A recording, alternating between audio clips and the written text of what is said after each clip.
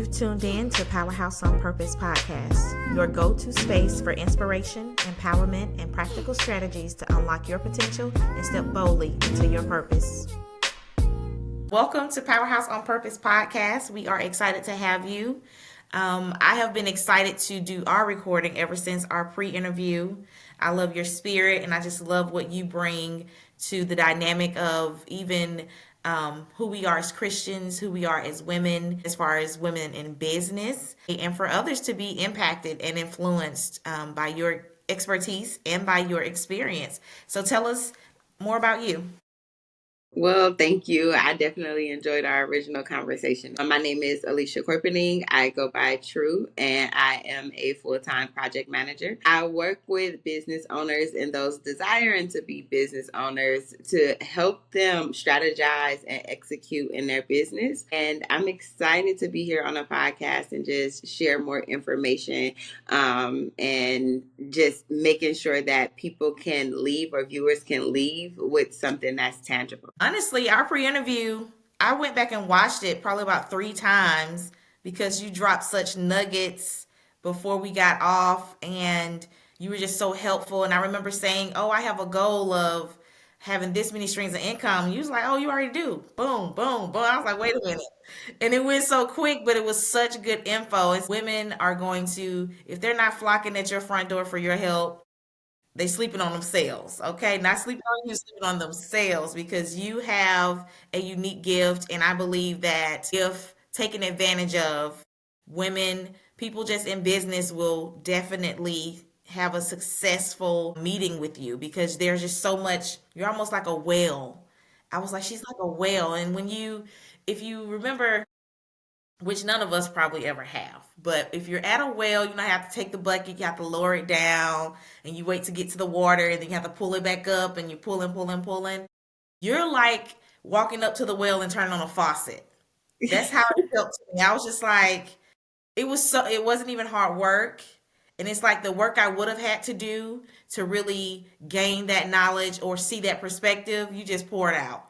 And so I would love for you to sort of maybe a previous encounter you've had with a previous client you've had, just sort of talk about how you affect business when you do strategize with your clients. Expecting to hear that, but it definitely helps to hear. So I appreciate that, and I'm glad that I was able to assist you in some way. Okay, so we're here with Miss Alisa Corpening. We are here to do God's will and God's plan and God's purpose, which is why this is take 2 for me and Alisa, because we have entered the realm of technical difficulty, but we're gonna, continue on. And this is where I like to be authentic because this is how life happens. Things come up, things come against, and we have to continue to push and we have to continue to desire to succeed. And so we're gonna start again, and I'm gonna allow you to tell us again your experience with a client, just so we can make sure we got that information. Yes, no problem. So the question was regarding an experience where I've had to work with a client and some services that we provided. And one of the projects that I did within the last year was working with a photography studio. This was a photography studio that had been in business for a while. They had a brick and mortar for, I believe, almost a year, but they had never had a grand opening. So some services that we provided was we came in, we did event management. We helped them do a grand opening. And then we put some strategies in place that were around marketing and lead generation that allowed them to earn $10,000 within a 30-day time period. Ideally, when I'm working with clients, the whole goal is to come in, identify their budget, identify their goals, and then identify what we call key performance indicators, which means that how do we know your event getting close to that goal or moving in the right direction? So coming in as True Creatives Management, we went in, created a strategy around this, helped that client execute this strategy, and help them reach their goal within a matter of 30 days. I used to be a photographer full time. I lived in North Carolina, and it was a life-changing experience. It was a lucrative business that I didn't prepare for. My first gig was a wedding. They were only gonna do reception at the venue. I think they were at a local church, and I may have been there about 4 hours. And so when I asked him, what's your budget? He's like $2,000. And I was like, what? And so, $500 an hour is not bad at all. And that's what they paid. They paid $2,000 for my services, and I have a good eye, but I knew that that was where I was supposed to be at that time, but I had no way of growing it. So if they didn't tell somebody, their experience, nobody else knew, how good I was or what I was doing. I wasn't very abreast on marketing marketing myself, branding myself. I just like taking photos. I have had a camera in my hand probably since I was in middle school. One of my best friends that I've been friends with since sixth grade, I have pictures of her at like the lockers in sixth grade and on the bus stop throughout high school. And so I've always loved to have a camera, but it didn't, even though it was lucrative and it was beneficial and God showed me favor, I think it would have been a much bigger business if I had someone like you, someone who could say, hey, this is where you're missing the opportunity to grow. This is where you're missing an opportunity to show yourself. So, one of the things I did try a couple years in, I was trying to find a niche, right? And I was in a military town. There was Air Force Base local, and my husband at the time was Air Force.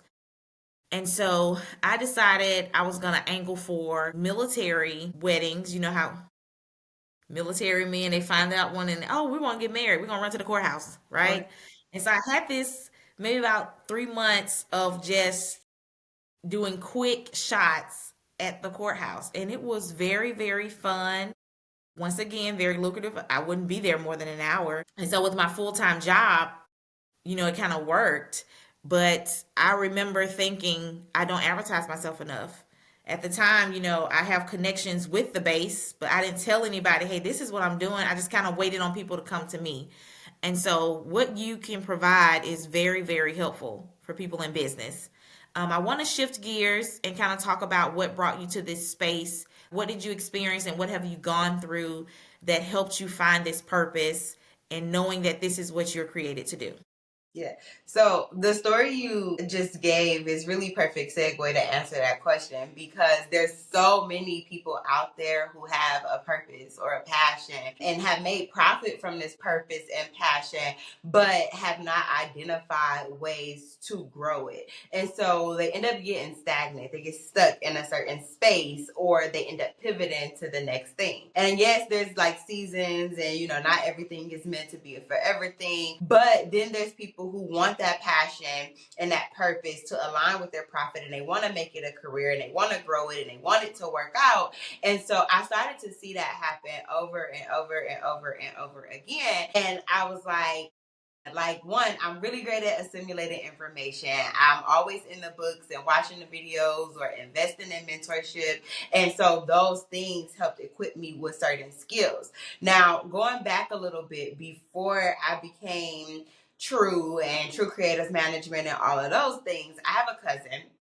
She goes by the name of Daisy. And she took me under her wing when I was about like 10 years old. And she has been an entrepreneur her entire life. She owns a brick and mortar in Cleveland, Ohio. And I remember she used to come and get me, and we used to pass out flyers, or we would go to, it was a concert called the Summer Jam. And all of like the artists would be there, and she would have us like interviewing artists and doing print and all of these other things. And so as life went on a bit, as I got older, I ended up going back and working with her.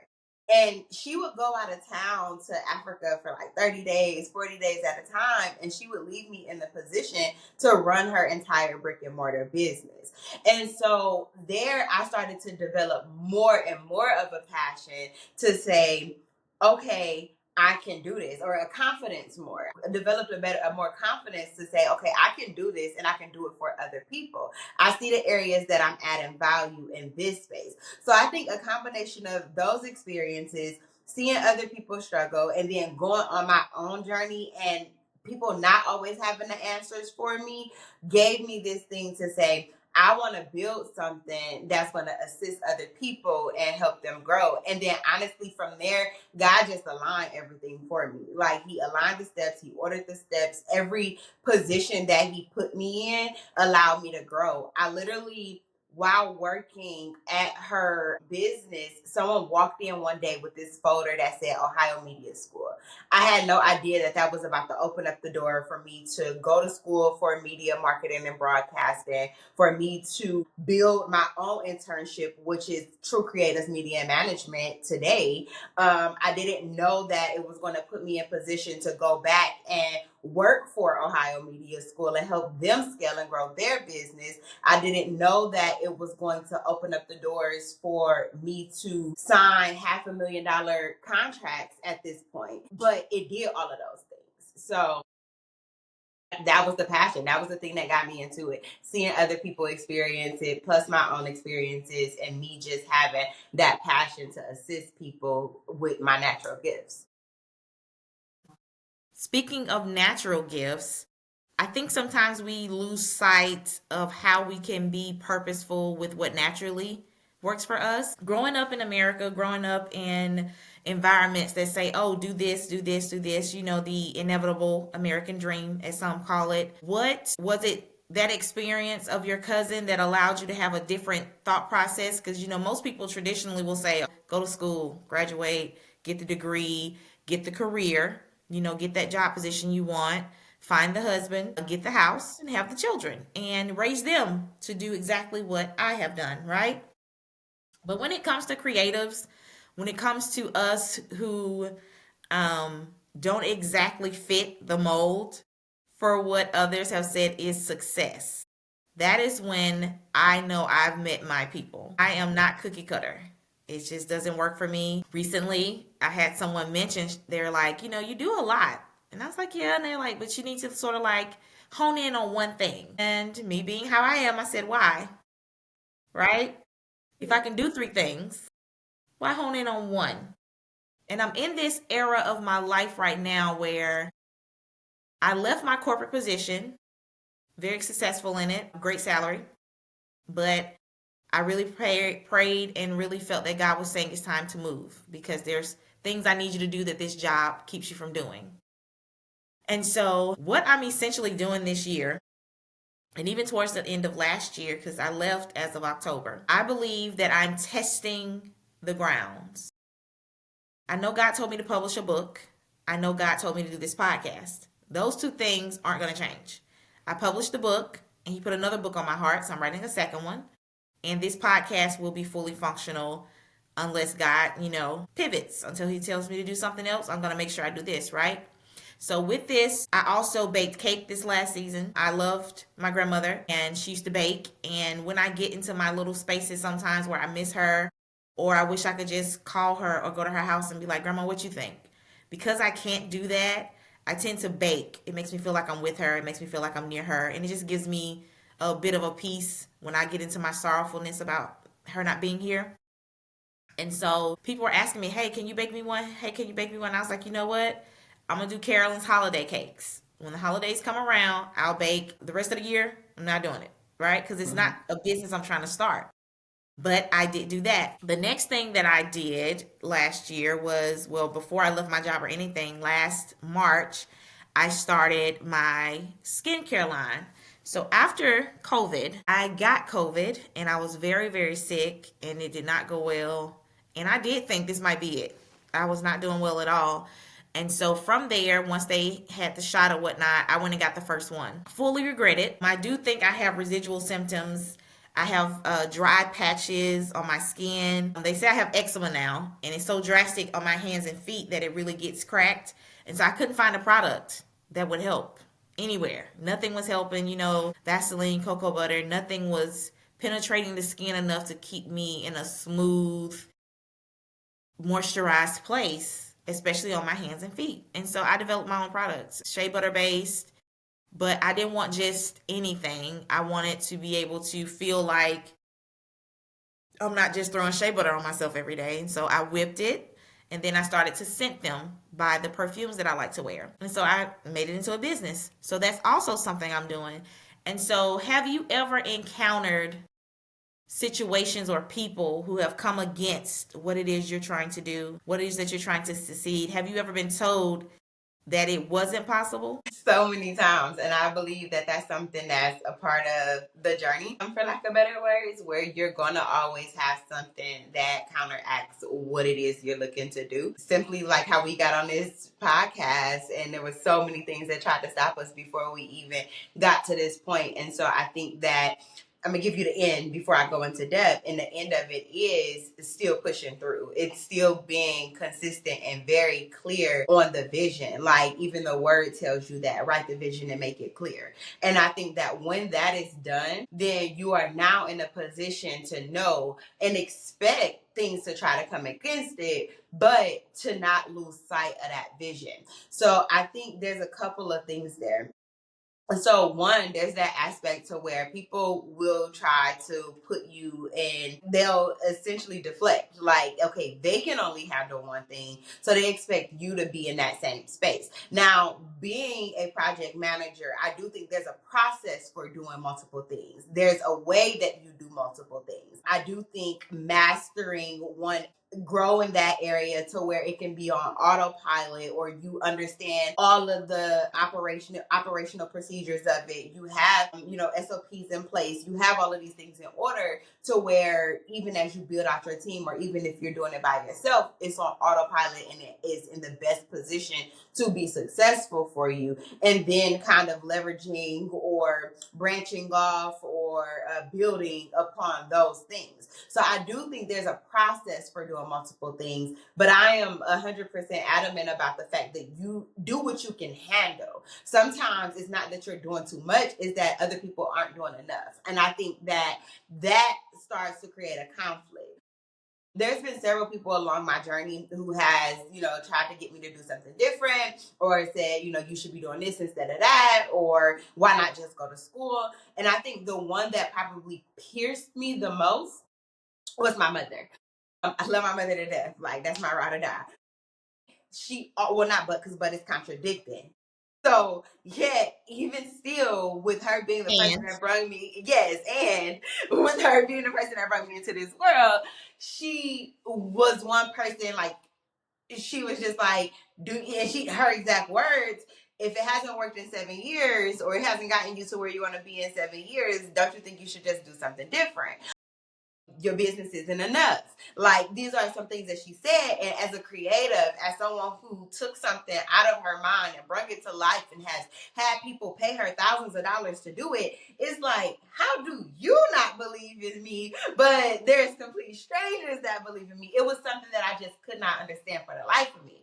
But there was one day where I was riding in the car with my mother, and I remember her holding my hand and her saying, Alicia, I just want you to stay focused on one thing, and I want you to stay consistent in it. And so what I heard her say was, it broke down in my mind this way: you've been on a roller coaster. Because I've tried a lot of things. I've been a lash tech. I've been inside of a salon. I've done a lot of different things throughout. I've been in nursing school. I've done a lot of different things in my 29 years of living. But what I never realized is, as creatives, as entrepreneurs, as business owners, we take our family, our friends, our loved ones on that roller coaster with us. So when we're like, this is it, this is going to be the one, this is going to be the thing, they do believe in us. But then when we're like, oh no, I'm going to switch gears and I'm going to do this, it becomes like they have to switch gears too. And at some point, because it's not their vision and they don't understand the vision, it's like, okay, here she go again. And so what I've learned is, one, be a little bit more protective of what it is that you share.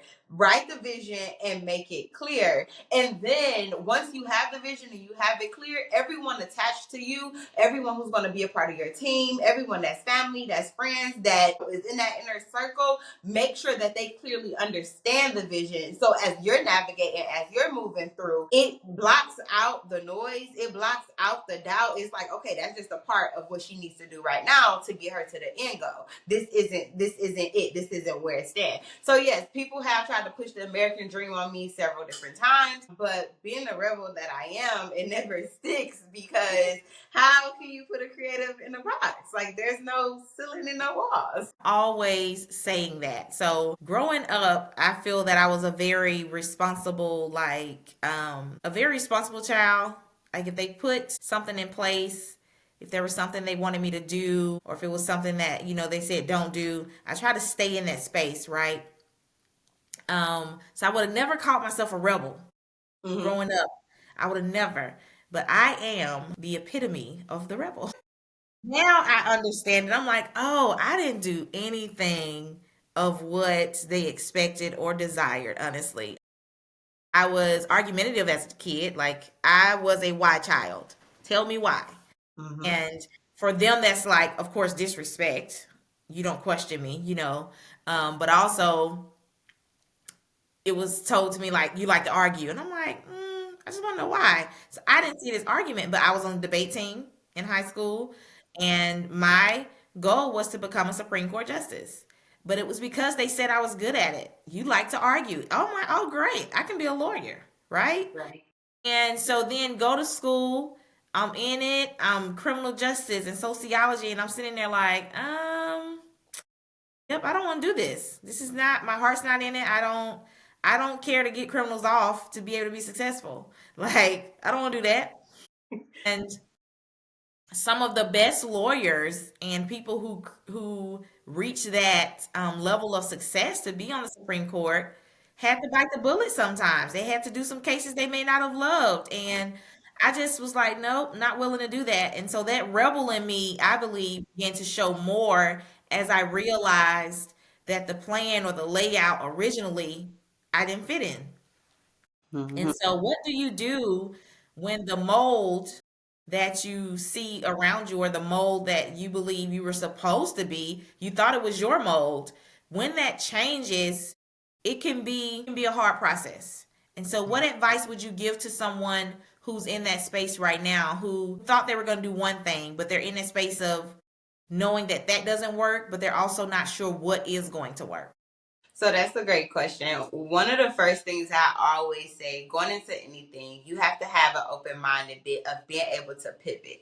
Pivoting is not bad. So the first thing that I would definitely say is change your mindset. And so I know that's like easier said than done. And it's like, well, what does that look like? We have to first go back and understand that the way we operate, well, there's two things to understand here. The way we operate, the habits we have, the things we do, whether in our personal life or our business, it all comes from a belief system. It becomes from what we believe about ourselves, what we believe to be true, and so forth. The second part to that is that most of our belief system or our subconscious is based off of someone else's programming. And so, what I mean by that, there is like literally there's scientific like things you can find inside of a book, right? There's studies that show that in the first 7 years is when the child develops their belief system. It's when you develop the program. It's when you develop what's right, what's wrong, what's good, what's bad, and so forth. And so in the first 7 years is essentially what someone else taught you, whether it's your parent, grandparent, whoever you spent most of your time with, is their programming. So that first thing is to identify what needs to shift in your mind, and then identify that belief system so that you can work on that programming. That second thing, like I said, being able to pivot. If you come in knowing that, before I talked about KPIs, right? I talked about key performance indicators. So if I have a vision, I made this vision clear. This is the thing that I want to work towards. Then I'm going to say, okay, I'm going to gauge if I'm actually working towards that by these things. Am I making more money? Am I engaging with more customers? Does it feel good to me? Because sometimes it's not even just a business aspect. If I feel that I'm not getting closer to that goal, if I feel that these KPIs are not working for me, and then I have the belief system that no matter what it is that I do, it's going to work. No matter where I land at, it's going to work because that's what's ordained for me. Then I go into that space of saying, okay, I'm okay with pivoting. And so outside of those basic things, outside of being able to identify what program you're on, outside of being able to change your mind, outside of being open to pivoting, outside of being clear on your vision, I think there's also a component of taking a step back and self-analyzing. And so that might look like doing a SWOT analysis on yourself, meaning what are your strengths, weaknesses, opportunities, and threats. Identifying those things so that now you know and can see what's going to work well for you, or where you have opportunities to thrive in, or what your weaknesses are. So now you can build a team around or identify those things so you know how to maneuver or put a solution in place for those things. So I think there's several layers and components when it comes to shifting out of something that no longer works for you. And then again, on top of all of those things, making a decision.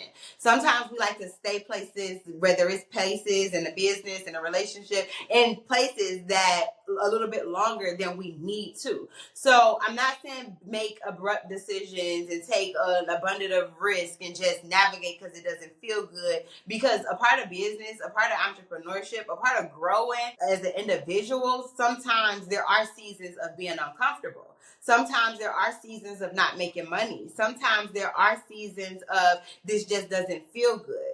But when you know, okay, I've prayed on it, the vision was clear, I've given it my all, I've checked my belief system, I'm okay with pivoting, then you're able to do those things without having the guilt of, oh my God, I'm switching gears again. So I do think there are several things that you need to look at when you are in a space or in a business or into something and you're like, hey, I want to do something different. I don't think this is going to work for me. One, remove that guilt. Like, let's remove that guilt. It's okay to pivot.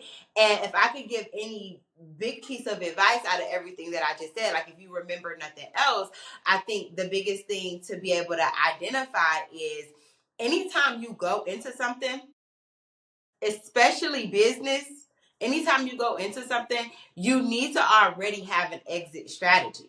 Because if I'm building a business, the idea of it might be, okay, I want to build this business up to 8, 9 figures, and now I want to sell this business, or I want to take it to market, or I want to pass it to my children, or I want to close it and start something different when I get to this space. So I think identifying those things at the very beginning also helps with that process of pivoting or shifting and doing something different without feeling the guilt of, okay, I want to try something. Yes, ma'am. The people better come get these nuggets. They better come get these nuggets. That is absolutely helpful. I'm telling you, if I had had a you when I started out, I'd be so much further along. Not only do you give that information and you have such a perspective, I know that there's an anointing on what you're saying. I know there's an anointing on what you give and what you offer. But I believe that you, because you've had that experience, it also gives a first hand just knowing behind it. And so I definitely believe that I could still use you now. Does that make sense? Like, I'm really considering, like I said, right now I'm in this vein of what am I going to do? I'm kind of trying my hand at a few different things. And I don't talk to people. And so I don't think there's anybody in my life that knows, other than my husband, of course. Like this, that's like talking to myself.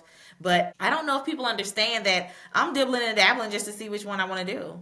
Like I said, there are certain things that have to happen. This podcast has to happen. The book had to happen.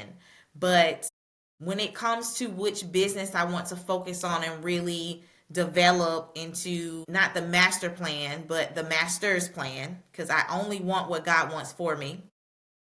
That's all I want. God told me when I was 17 that I'd be a millionaire, right? And then I met my current husband, and he's like, oh, that got prophesied to me too when I was younger. And I'm like, really? And so I still believe God, don't get me wrong, but I had this moment of like, okay, God, where's it gonna come from? What are we doing?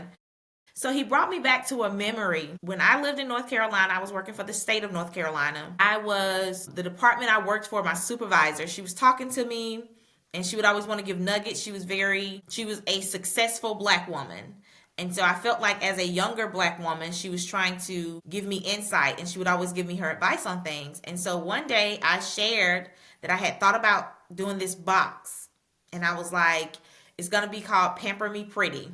And it's going to be a subscription box. And people are going to subscribe and they're going to pay every month to just get these boxes delivered to their door. And it's going to be different facial items. It's going to be different things like they could do at home to pamper themselves, right? And I will never forget her being like, oh, you can't do that? And I was like, what's wrong? And she's like, you have to be an esthetician. You can't be giving people stuff. And I was like, well, I'm not going to do anything to their skin. I'm not physically. And she couldn't understand the concept. So I think in her mind, it was going to happen more like Avon or Mary Kay, where you engage with people and you show them the products. I was never going to see the people. I'm an introvert, I wanted to be able to take product, box it up real cute, and then send out in subscription form. And so her response really just dampened my view on it, and I never no longer believed it was something I could achieve. Like I was literally her response really flustered me. And so I was like, maybe this isn't what I can do. And to know that was in 2014, 15-ish. So 10 years ago. And to see how subscription boxes has performed over the last, I would say, 5 to 8 years, I always have a thought. When God brought that back to my remembrance, I was like, had I just flourished and pushed through past what people thought or opinions, you never know what that business could have been. I could have very well been the millionaire already. But because I allowed outside thoughts, outside opinions, even good-hearted advice to affect what I knew in my gut, what I knew intuitively God was saying I could do. I was even meeting with someone who wanted to develop my own brand of lip glosses. I used to stay glossed all the time. And so I met this guy and he was really sweet. He's like, I have a connect and they have a factory. And he was like, I think you should do your own brand of glosses. And I'm not used to any of that. And so I would even have had my own gloss line at that time. Had I pushed through, that could have been a part of the subscription box, And so when God brought that back to my remembrance, I understood that I can become a millionaire however I see fit. He'll bless it, but I do have to hone in on what it is I want that thing to be. He's equipped me with so many gifts. There's a lot of things I could do, but I want to make sure that I'm giving him glory in whatever it is I do. And so I'm just honestly taking this time. My husband has given me his blessing to really just relax and decide what is it you really want to do, what makes you happy. And honestly, it's this. I love talking to women. I love empowering women.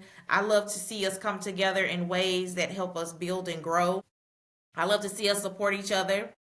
And so this is where I believe God wants me. Branding who I am is really what he needs from me. The other businesses, I'm not, I don't call myself a genius or anything, but I do think business-wise, I'm pretty inclined to say I'm pretty smart, right? The other businesses are running right now, and I'm not really doing anything. I make shea butter in my spare time. They order it, I ship it. But I'm not looking for it to be my 7-figure earner. And so that's the thing. I'm in a vein of just wanting to make sure I do me and not do what someone else thinks is good. So even with the shea butter, I have people get it and they're like, oh, you need to do this. You got to do that. Oh, you got to come out with the rest of your line. And you got to da-da-da-da. And I'm like, no, nope. This is good, I'm not building that out. That's not what I want to pursue unless that's what I'm going to focus on. But what I am focused on is branding me. The books, I have helped 2 people publish already. And so that's something that I believe is for me. God gives me so many gifts, so many talents, so many skills. I don't have the mindset that there's anything that I cannot do. You cannot give me the word. You cannot pass me the Bible because I'm going to read it, and I have. And then when I read it and I see things like all things are possible, through Christ Jesus. So I can do anything because I know he lives in me. You tell me I'm joint heir. You said if I gave you my life that I would live abundantly. Like you can't read it and understand it and have a certain mindset about it. So I don't believe that there's anything I can't do. Yes. If I wanted to, I could build a house from the ground. That's my mindset. If I wanted to, I could fly an airplane. If you can teach me a thing, I'm going to learn a thing and I will be able to do it. And that's my mindset. And so I don't think there's any barriers as to what I could do. But when it comes to entrepreneurship, when it comes to deciding what that thing is, I believe people like you are impactful, but only if people allow you to really do your thing. So something that happened recently, I'm doing a power panel, and it's going to be a panel discussion on certain topics. We're going to do 1 a quarter, so there'll be 4 that we do this year. And for our first one, it's called The Power of Connection. And so I have my panelists that I'm confirming. And so I'm doing this thing, and I decided, you know what? I want to be styled by a black personal stylist for each one of my panels because I want to be able to take that moment to spotlight them and make sure people know. I talked to one just yesterday and I was letting her know that I wanted her to style me. And she's like, so what are your requirements? Like, what are you thinking? I was like, do your thing. She's like, so heels, flats, whatever you talking about. That's what we're doing. I want your style on me. That's what I want. And I think that's what people need when they develop business. They need to know that what they have is enough. Have any ramifications? Tell me what you want me to do with my hair. Whatever works for the outfit. I really want to see us succeed. And so what you do, to me, you are a pillar in that. You are a pillar. You are necessary. I believe what you do will grow. And I can't wait to see, because prophetically, I am gifted and God shows me things in these weird pictures. Like it's crazy. So as I'm talking, I just saw you in a room and you had like 6 people on either side of a very long conference like table. And you were telling them their clients for the quarter. And so as I'm talking, I'm seeing you pass them like portfolios of who they're going to be working with for the quarter. I see your business. I see where it's going. I'm excited for it. I'm going to just have to get in where I fit in on the client scale because you have such an amazing gift. And I know that I have the mind to do it myself. I always do. But I believe that God has me in a season where he's like, it's time to elevate. You're going to need some help. You're going to need other people. And that's where I am. Learning to brand myself, learning to brand what I do. What are some key tips you can give? So if someone's watching this and they're where I'm at, like, okay, I'm ready for that next level. What's the next steps? Yeah. So that was God definitely has you as a prophet. I just want to say that that vision that you just gave, not only does it align with is on my prayer board, but I literally have been in meetings since the end of November when it comes to growing my team and taking on new clients. And so for you to say that and to share that, I know it's all just alignment. So I appreciate you for taking the time to share that with me. Now, what you went through a lot of different things, but the very first step for you would be outside of the vision piece is market research. Once you say, okay, because you said your vision is I want to brand myself. I want to be essentially a walking billboard.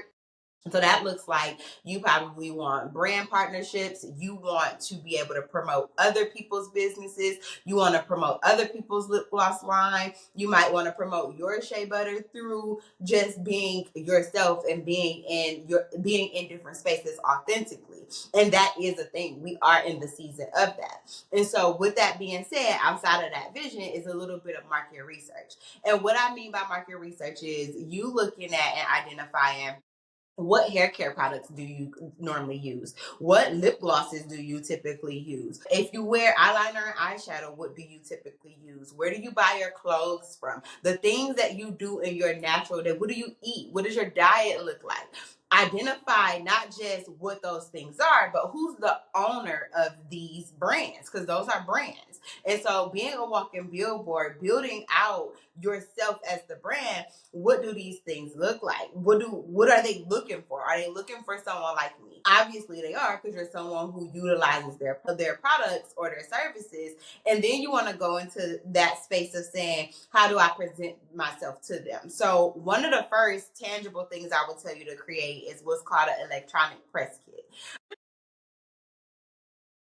You are a popular woman. That's all. The electronic press kit is something that you want to have to help brands understand who you are, what you offer. Most of the time, there's a give and a take. You should have a version that does have like your pricing if you're doing content creation, things like that around their brand. But I also like to tell people, don't tie yourself into one thing, because they might have a $10,000 budget for you. And if you're like, I'm only charging $500, then you just cut yourself short. So there's a different way about pricing structure and making your offer or having your line items as well. But having that electronic press kit after you got your vision, you know what brands you want to work with, you've done your research on those brands, then now you want to actually get their email, and you can get that by going to their website. Sometimes you can find it on LinkedIn. I don't know. It said reconnecting. Sorry. You can find it on LinkedIn. You can find it on their website. You can find it in different spaces, but you want to actually connect with them and send them over that electronic press kit. There's also that thing of you can do press releases, meaning that you are literally sending out your information to different media streams. I think doing PR runs are a great idea as well for personal brands. And a PR run is just saying that you're connecting with all of the pop. Anytime you can get in front of someone else's audience. Now, when you're in front of their audience, you want to have the product in your hair. If it's a hair bow or a hairpin, have that on. If it's a t-shirt, have that on. So now they're actively seeing, you know what? Not only did she reach out to partner and be a brand ambassador or a sponsor or any of those things, but she also wears it. She's putting it out in front of other people. The biggest thing that they're going to look at is data. How many people are you getting in front of? How often? What does your audience look like? And it doesn't mean it has to be 1 million people. You could have 1,000 people between all of your social platforms, your email list, all of those things. And out of those 1,000, let's say 50 people a month are converting over to purchase from the very people that you're sharing with. That's you helping them scale their business or get their product out there to other people. So with all of that being said, I would say have your vision in mind. Do your market research on the brands that you would want to work with, and then put it in writing. Get some photos done. So if you have a photographer or you have a skill set, so you might be able to set your camera up and get it done, but you want it to be a professional quality. So if I'm talking to someone else and they don't have that skill set, go ahead, invest in some photos or videos and things of that nature. If you do have the skill set, get your lighting right, set your camera up, get you some photos. Take those photos and take your information. You can use a tool like Canva. And you can put that information, you can use Canva and Chat GPT together. You can go on Chat GPT, give them your information. This is who I am. These are brands I desire to work with. Help me create the framework for pitching to these brands. And then you can go inside of Canva, put those photos together, have a one-pager, but then have something that's more in-depth. One-pager is, it got the photos, it got the general information, it's telling them the type of things. Can they book you for speaking engagements? Can they book you to host their workshops? Are you just doing content creation for them? Like, identify what it is your deliverables will be for those organizations. And then the other portion of that is a longer form of that. So maybe you have about 3 pages. And that 3 pages is not only the information I just mentioned, but it's also going to be things like other projects you've worked on. It's going to include all of your data, your analytics that I just talked about. And then from there, it's just getting it in front of the right people consistently. You could get something in 30 days. It might take you 3 months. But the thing is, be consistent, have something to show, know what your deliverables are, and be able to package and sell yourself. So for someone who's in the position that you're in, who's saying, I have these skill sets, but I really, really want to hone down on and focus on building my personal brand, then that will be it. The last thing I'll mention in that space is, of course, the branding around it. Get you some brand colors, get you a logo, get you a website so people know where to find you. And so if I am ready to book you, if I do want to send you my product to your P.O. box, where am I sending it to? That is perfect. And that's what I really wanted people to hear. Just your expertise, your perspective, the well of information that you are. All of that is well worth, reaching out to you and connecting with you for the growth of their business. Give us some information, just how we can reach you. Do you work with other people? Just give us your location and then kind of let us know your span of area. Yes, no problem. So I am located in Houston, Texas. However, I work across all markets. I literally just had a phone call with someone in Africa this morning. I have clients in Cleveland, Ohio, Florida. So I am not limited to one location at all. To get in contact with me on all social media platforms, it's _true.lee. That's TRUE.LEE. Business inquiries, I always say visit my website, which is True Creatives with an S at the end, truecreativesmanagement.com. That's truecreativesmanagement.com. On there, you'll be able to book strategy calls. You can book for workshops.